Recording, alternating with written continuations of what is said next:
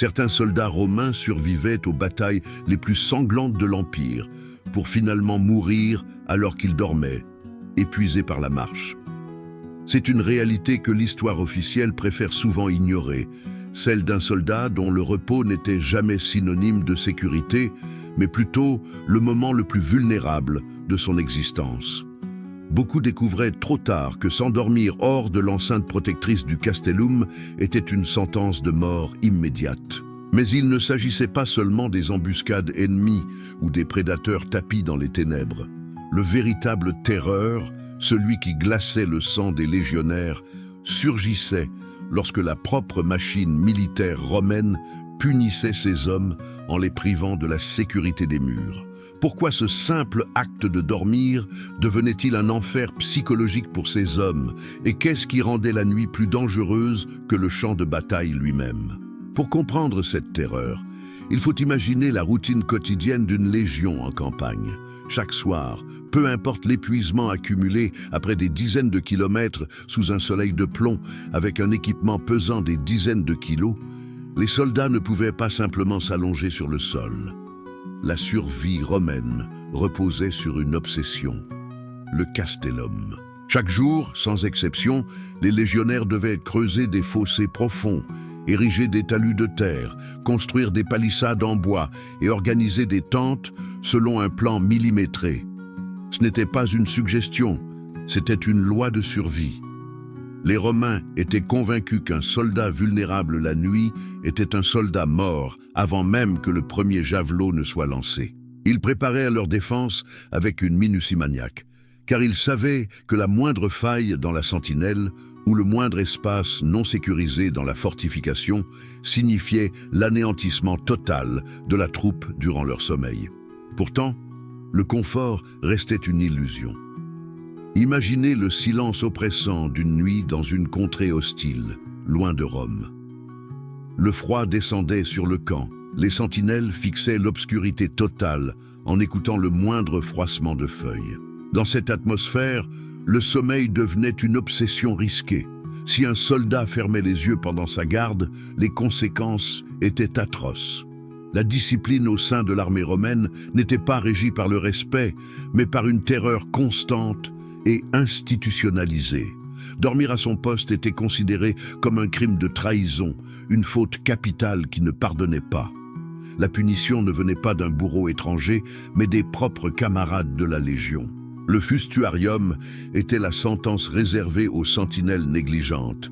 Le condamné était conduit devant ses pairs et sous les ordres des tribuns, il était roué de coups de bâton et de pierre jusqu'à ce que la vie le quitte. C'était une mort brutale, infligée par ceux avec qui on avait partagé le pain la veille. Cette pression psychologique ne s'arrêtait pas là. La peur de la punition était le moteur qui maintenait chaque soldat en état d'alerte, même lorsqu'il était censé se reposer. Mais il existait une punition encore plus terrifiante que le fustuarium, la decimatio ou décimation. Cette pratique, remise au goût du jour par des généraux comme Crassus en 72 avant Jésus-Christ, lors de la sanglante guerre contre Spartacus, frappait des unités entières punies pour lâcheté ou échec. Un homme sur 10 était désigné par le sort pour être exécuté par ses 9 camarades survivants. C'était une horreur qui visait à briser l'esprit de corps pour mieux le reconstruire par la peur pure.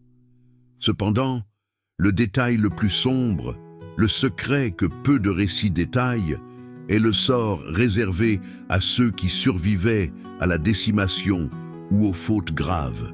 Ces hommes, déjà marqués par le traumatisme, étaient frappés d'une ignominie supplémentaire. Ils étaient bannis de l'enceinte fortifiée. Ils étaient contraints de camper à l'extérieur des murs, dans le no man's land, exposés au froid glacial, à la faim, aux bêtes sauvages et surtout à l'ennemi qui observait ce campement improvisé dans la pénombre. Dormir hors des murs n'était pas une punition physique, c'était une condamnation à vivre chaque seconde dans l'attente d'une fin violente. Ces hommes savaient qu'ils étaient des cibles mouvantes, abandonnés par la Légion, privés de la protection de leurs frères d'armes. Pour eux, le sommeil n'était plus un repos, c'était une torture mentale, où chaque bruit dans la nuit pouvait être le dernier. La réalité du soldat romain était un équilibre fragile entre la discipline absolue et la mort imminente. Il vivait dans un monde où l'endroit où l'on pose sa tête pour dormir pouvait déterminer si l'on verrait le lever du soleil. Cette rigueur n'était pas uniquement destinée à vaincre les peuples barbares. Elle servait à maintenir une cohésion forcée par la terreur de la mort. La vie des légionnaires n'était pas une épopée glorieuse faite de victoires éclatantes. C'était un quotidien de boue, de sueur, de travaux épuisants et surtout de cette nuit éternellement dangereuse où un simple assoupissement pouvait vous coûter la vie, soit par la lame d'un ennemi, soit par le bâton d'un frère d'armes. Ces hommes ont forgé un empire, mais ils l'ont fait dans une peur constante. Leurs forteresses de bois et de terre étaient autant des refuges que des prisons. Et pour ceux qui étaient rejetés hors de ces enceintes, la nuit n'était pas un répit, mais un abîme sans fond. En observant aujourd'hui les ruines de ces camps romains, il est facile de voir les structures, les fossés et les murs, mais il est beaucoup plus difficile de ressentir l'angoisse qui imprégnait ces lieux autrefois. Chaque pierre porte en elle le poids de ces hommes qui veillaient, terrifiés, tandis que d'autres, condamnés, attendaient la mort dans le silence froid de la campagne. Vous avez vu comment la discipline romaine transformait ses propres soldats en instruments de mort, et comment le repos n'était qu'un court sursis dans une vie dédiée à la survie extrême. Rome n'a pas été bâtie uniquement sur le courage, mais sur une forme de brutalité qui ne laissait aucune place à l'erreur ou à la faiblesse. Si cette plongée dans les profondeurs les plus sombres et les plus réelles de la vie des légionnaires vous a captivé et que vous voulez continuer à explorer les facettes les plus crues et authentiques de l'histoire antique, loin des clichés romantiques, alors ne passez pas à côté de nos prochaines analyses. Abonnez-vous à la chaîne et activez la cloche des notifications pour ne manquer aucun de nos prochains récits sur la dure réalité de l'Empire romain. Votre soutien nous permet de continuer à fouiller les archives pour vous ramener au cœur de ces moments où l'histoire se jouait à la pointe d'une épée. Le passé est bien plus terrifiant et fascinant que ce que les livres d'école ont bien voulu nous dire.